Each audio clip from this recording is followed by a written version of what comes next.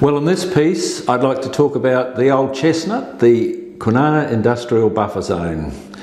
This is KIC's most significant key strategic issue, and it's the one that scares us the most. So what this is about, we've got a buffer zone around the industrial area, and it's there to protect industry from encroaching residential development, and it's there to protect the residents from the emissions of industry. Now that could be light or noise or dust or odours or catastrophic risk in case something very serious goes wrong. Industry zones need buffers, and heavy industrial zones like Kwinana absolutely need buffer zones. These companies make stuff that the emissions from which cannot be contained on the site. They need a buffer zone. That's why they're co-located together, and the buffer zone, unlike what some people say, the buffer zone out towards the residential areas has less and less dangerous industry in it, so that by the time you get to where the residents are, the houses are, you've got warehouses like Bunnings or whatever, car yards. So there's no problem with that. That's all managed.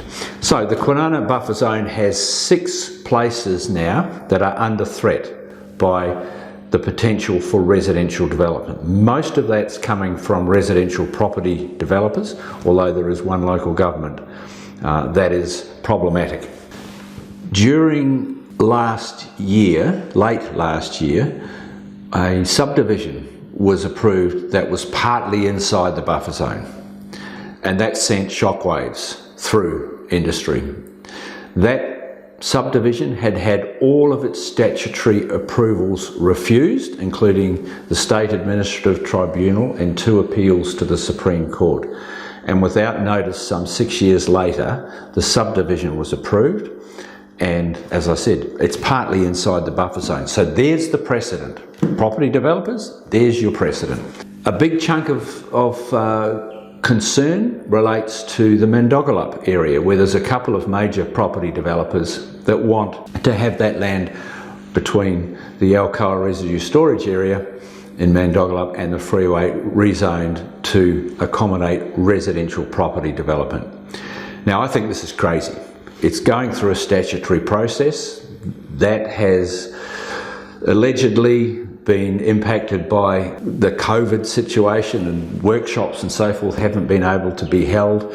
But time's dragging on this, and the more time that drags on, the more I start to think about conspiracy theories and influence on planning decision-making processes. I just have a really uneasy feeling about the probity of this process. We've got a special control area application in with the state government, with the West Australian Planning Commission, lodged August 2 years ago now, and that hasn't really progressed very far.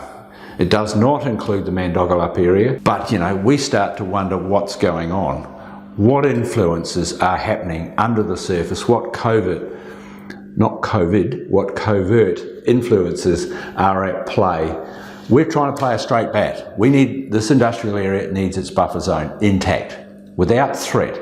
You see, when your buffer zone is under threat and you're a company that's looking to increase the development output, the output on their site by adding more developments, a factor in that decision making is, well, is this going to be impacted by encroaching residential development? Alternatively, you might be a company from overseas looking to join the lithium value chain, and you might be thinking, oh, I'm reading a lot in the press about industrial land being encroached by residential development. I think I'll go elsewhere where it's safer for me to make this investment. This is the stuff that goes on under the surface and behind the scenes. Bottom line is, the buffer zone is not a toy for the residential property developers to be kicking around. It's a very serious piece of state infrastructure, and it needs to be protected for the good of the residents that live outside of the buffer zone and for the good of the industries that have to operate inside the buffer zone and the constraints that it puts on them. So I'll leave it at that. My message is clear. I want it to remain very clear, and I have a view that I have been continuing to highlight in recent times problems with the integrity of the buffer zone. So I'll just put people on notice that I will continue to do that whilstsoever we think, industry thinks that its industrial buffer zone has the potential, increasing potential, to be eroded by inappropriate land uses being approved inside it. So what's the problem, do you think, for the residential properties, the families who live in the affordable housing? Well, it's this. The buffer zone was put in place as a line in the sand where industry is not allowed to have an impact beyond. So the residents outside of the buffer zone can be confident that they're not going to be impacted. Their lifestyle or their health or their amenity isn't going to be adversely impacted by the effects of the industry way over here. If the planning decision makers reduce the buffer, make it closer, the line closer to industry, and put houses in there, what's actually changed in terms of the emission profile of the industrial area? Nothing. So the light or the dust or the odours might still be where the old buffer line was. They don't. Those aspects don't impact. They don't change because somebody changes the line. So you've got residents living where they shouldn't be, or where we think they shouldn't be, and they're going to start complaining. Rightly, we would say. There might be a dust issue, or there might be too much noise. Or so once they've gone to the health department and they've gone to the WAPC, where do they go next? I'll tell you where they can't go, and that's to the residential property developer.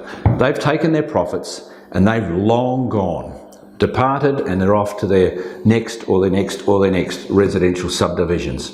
So these things have to be addressed here and today while the property developers are still around. I would love to see caveats written into residential titles that the property developer assumes responsibility for any financial loss, health or amenity related, for those families that get moved, that choose to move into these subdivisions within buffer zones, only to have their dreams turned into a nightmare.